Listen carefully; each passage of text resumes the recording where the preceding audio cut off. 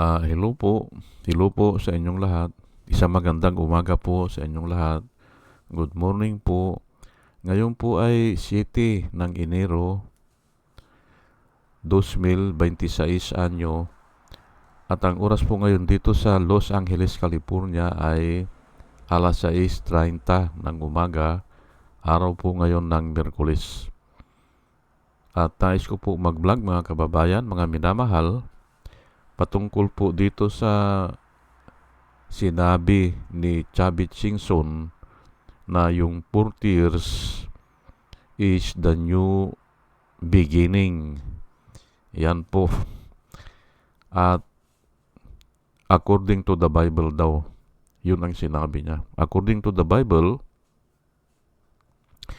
40 years is the new beginning.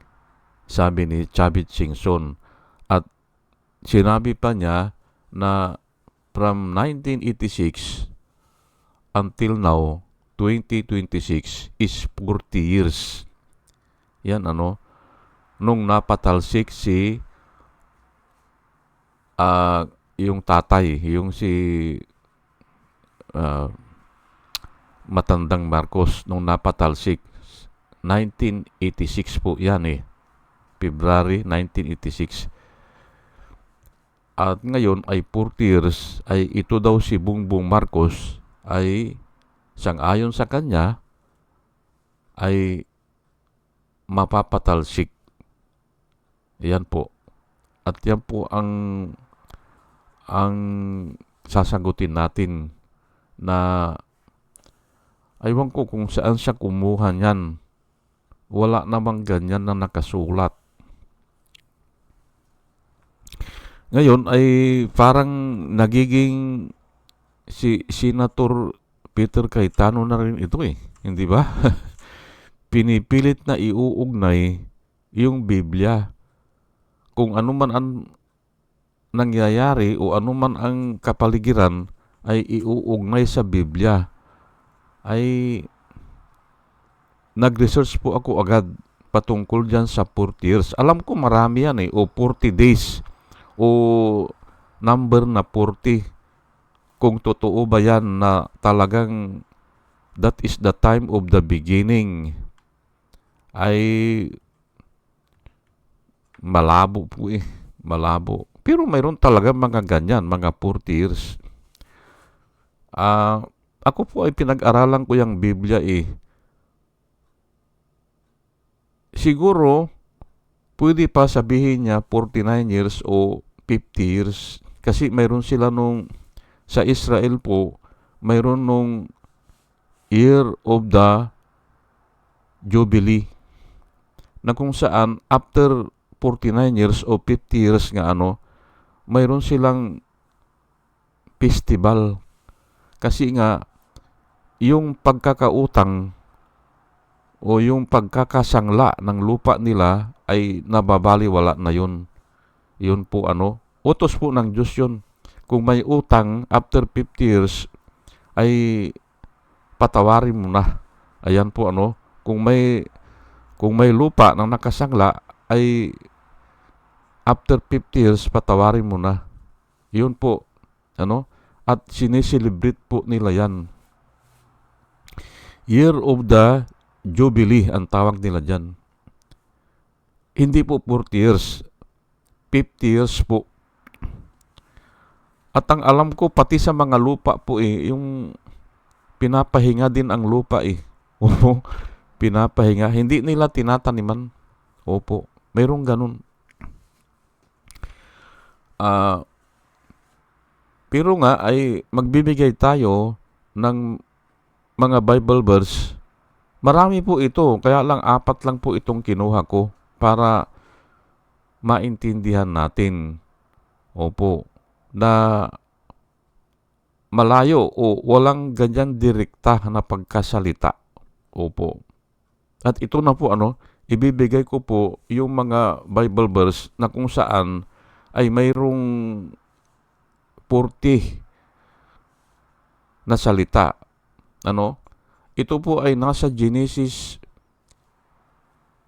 7 verse 17 panahon po ng Noah's flood. Opo, nung ginunaw ng Diyos ang mundo sa pamamagitan ng baha. Yun po At nabanggit doon ay umulan ng 40 days and 40 nights. Continuous po yan. Opo, continuous po yan 40 days and 40 nights. Basahin ko lang po Now the flood was on earth for 40 days. The waters increased and lifted up the ark, and it rose high above the earth. Yan po nabanggit po dyan ang 40 days. Pero sa iba pong translation na umulan ng continuously ng 40 days. Opo. Na sang-ayon sa scientifico o sa Bible na rin hindi ganyan noon. Hindi pa nila naranasan yan. At ngayon din sa atin dito, hindi naman natin nararanasan yan Yung 40 days na walang tigil ang ulan. Ngayon, noong panahon ni Noah, ayan nga, 40 days walang tigil ang ulan. Pero hindi lang doon nanggaling ang tubig. Ang tubig po ay nanggaling sa, mas marami siguro, nanggaling sa ilalim ng lupa. Yung mga sibol, nabuksan ang mga sibol ng tubig. At doon ay bumulwak ang tubig. Nagtulong yan. Yung fountain of the earth ang tawag Yung fountain of the earth bumukas. At yan nga ang sa pangtahan ng iba, bakit may mga Grand Canyon, lalo na dito sa Arizona, dito sa Colorado, at saka sa kaunti sa California. Ang lalaki po dito ng mga Grand Canyon. Yan ang sa pantahan nila. Highest of the peak ang Colorado at saka Arizona. Bakit nagkaroon ng ganun? Grand Canyon. Ayan nga, bumulwak yung tubig. Pero doon, kasama doon yung 40 days and 40 nights na walang tigil ang ulan. Ngayon, at yun nga, lumabas yung rainbow. Pagkatapos nun, hindi ba? Ang tubig kasi ay umabot ng 20 feet from the highest peak. Ay ano ba ang highest peak natin ngayon? Ay yung Mount Everest dito sa Amerika.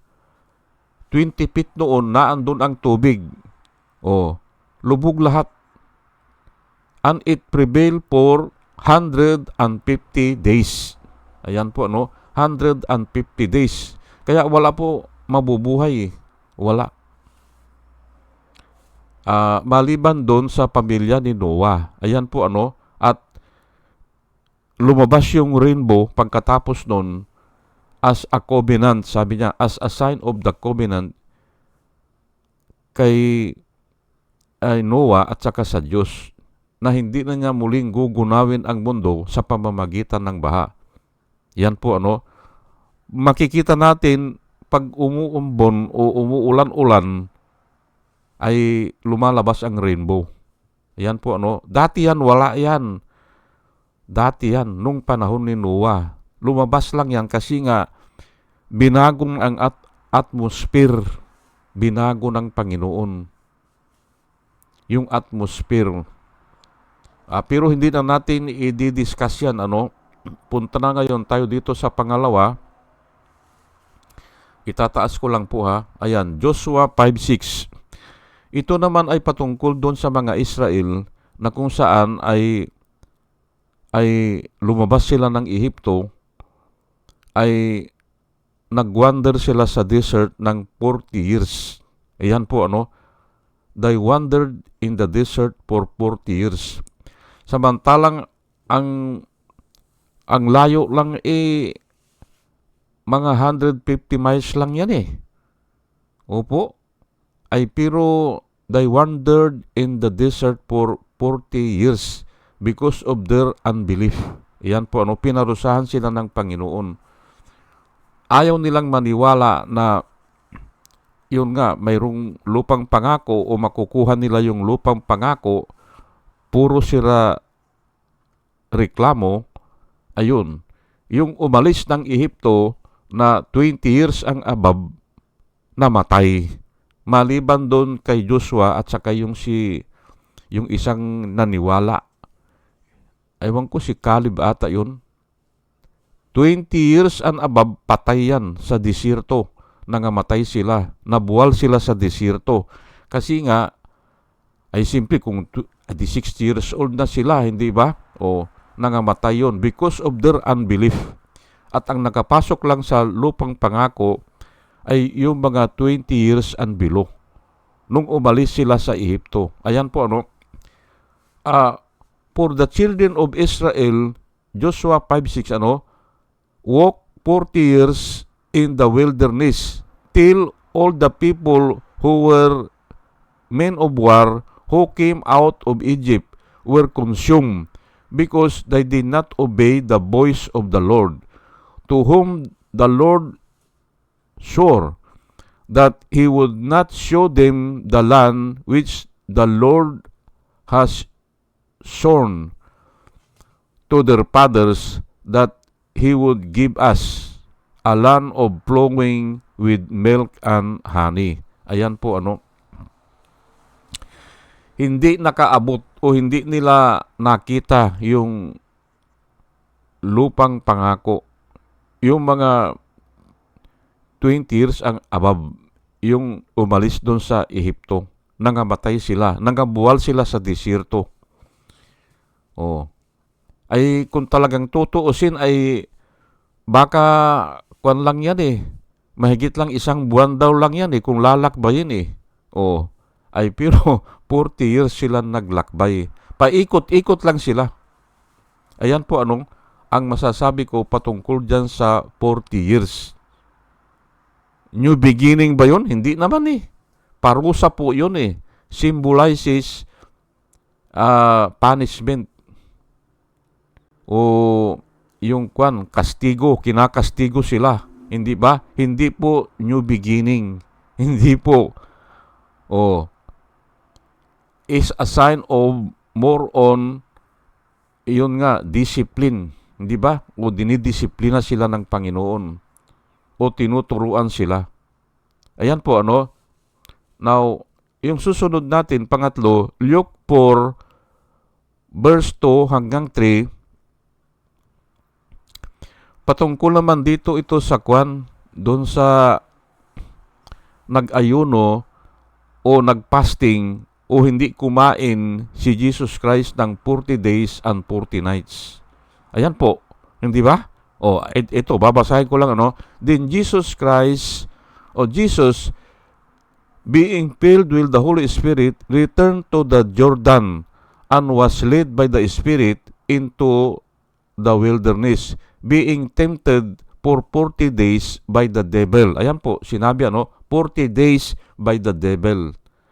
Hindi siya kumain pero tinempt siya na yun nga, alam nyo naman yung temptation in the mountain, di ba? Ipinakita sa kanya ang lahat ng kaharian ng mundong ito in one time, hindi ba? Pinakita ng dyablo. Ang sabi ng dyablo, ibibigay ko ito sa iyo lahat, sabi niya. Sumamba ka lang sa akin. Ayan na nga, hindi ba? Ang sabi niya ay it is written, the Lord only your God you shall serve. Get away with me, Satan, sabi niya Pero yun nga nabanggit dito, being tempted for 40 days by the devil. Pero ito, hindi siya kumain ng 40 days. Ayan po Tapos, ayan na nga, tinempt siya, ano? So, parang kwan din ito, testing, hindi ba? O yung nga, dinidisiplina niya ang kanyang sarili, hindi ba? Yung nga, yung fasting pinapangaral niya yung fasting At yung mga sinaunang propeta pa ay ganyan din pala May gumawa na niyan 40 days din ata dalawa. And 40 nights hindi kumain. Oh. Ayan po para ipakita natin na mayroon talagang ganyan na nakasulat pero hindi binabanggit na the new beginning. Aywan ko lang ito si Chavit Singson. Bakit pinipilit na yan? Ha? Ay kung hindi po kayo nagbabasa ng Biblia ay maaring paniwalaan pero ako ay hindi po O saan na tayo? Ito na, pang-apat. Dito po kinuha palagay ko yung nagpapadasal tayo sa patay. Lahat naman po tayo namatayan, hindi ba? Lahat po tayo ay nakaranas na namatay yung ating mahal sa buhay, lolo, lola o kamag-anak, nanay o tatay o kapatid. Nagpapadasal po tayo ng 40 days. Opo. O yung pang 40 days, bungga. Hindi ba? Saan ba kinuha yan? Ay palagay ko dito nga sa Acts 1 verse 3. Dito po ay isinulat dito na si Jesus Christ pagkatapos niyang nabuhay, hindi ba? O sabihin natin na namatay, tapos nabuhay, ay siya ay lumibot pa sa lupa Naglakad-lakad pa siya O kumain siya, nagpakita siya, kinausap niya yung mga disipulo niya for 40 days and 40 nights bago siya umakyat sa langit. Ayan po, ang nakasulat dyan. Pero wala pong new beginning. Hindi ba? Tanungin po natin si Chavit kung bakit niya sinabi yan. Baka lang naman ay narinig niya yan kay Alan Peter kay tanong na mahilig naman na gumawa ng kung ano-ano, hindi ba? Iniuugnay. Kahit na anong pinuminom kasi na nangyayari, ganyan po ang mga mga kulto, hindi ba? Umulan, blessing. Umaraw, blessing. Ganun po kahit bumagyo, blessing. Ay kahit ano naman, pwede naman nilang sabihin hindi ba? Nasaan na yung payong ninyo? Dahil umuulan nga ay ibaliktad ang payong, hindi ba? Blessing yan. Sabi, ay ganun po talaga Kahit na anong mangyari, sila ang panalo. Ayan nga, ay 40 years na ngayon, from 1986. Ang sabi nila ay the new beginning. Sabi nila di ba? Pilit nilang inuugnay. Ayan po yan po ang trabaho nila di ba?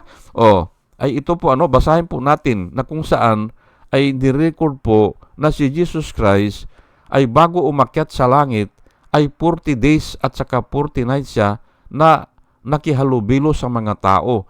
Pero ito po ay kung na po siya yung kung minsan nakakapasok sa pintuan o sa kwarto na walang daanan.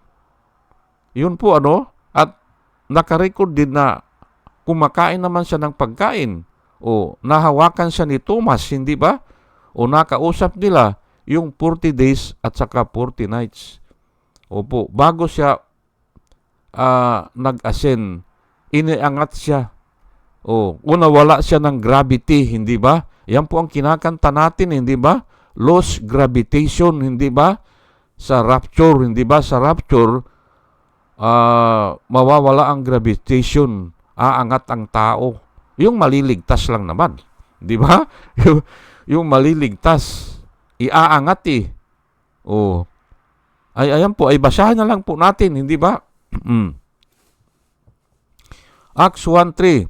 After his suffering, he presented himself to them and gave convincing proof that he was alive. He appeared to them over a period of 40 days. Ayan po, hindi ba? He appeared to them Saan? Sa mga tao. Hindi ba? At one time nga, nakarecord ay he appeared in 500 men, in front of the 500 men. Oh, oh. And spoke about the kingdom of God. Ayan po, hindi ba? Nasaan dyan ang new beginning? Wala eh. Hindi ba? At yun lang ang sinasabi ko, ako, naniniwala din ako na yung kaluluwa ng tao ay pag namatay, naandito pa yan sa mundo. Umaali-aligid lang yan. Pero after 40 days, wala na. Naniniwala po ako dyan. Kasi ito nga, biblical po ito, hindi ba? Oh. At saka, may pinagbabasihan din ako patungkol dyan. Opo. Kung gusto nyong i-discuss ko, ay okay lang, isulat nyo dyan. Pero ako, naniniwala ako dun. Opo. Na yung kaluluwa ng tao na andito pa until 40 days. Aywan ko, baka binibigyan lang niya siguro na pagkakataon na tignan o yung mga kaanak niya o yung mga mahal niya sa buhay. Ganon siguro. Kaya nga, yung 40 years na sinasabi ni Kwan na new beginning, wala namang ganun eh. Hindi ba?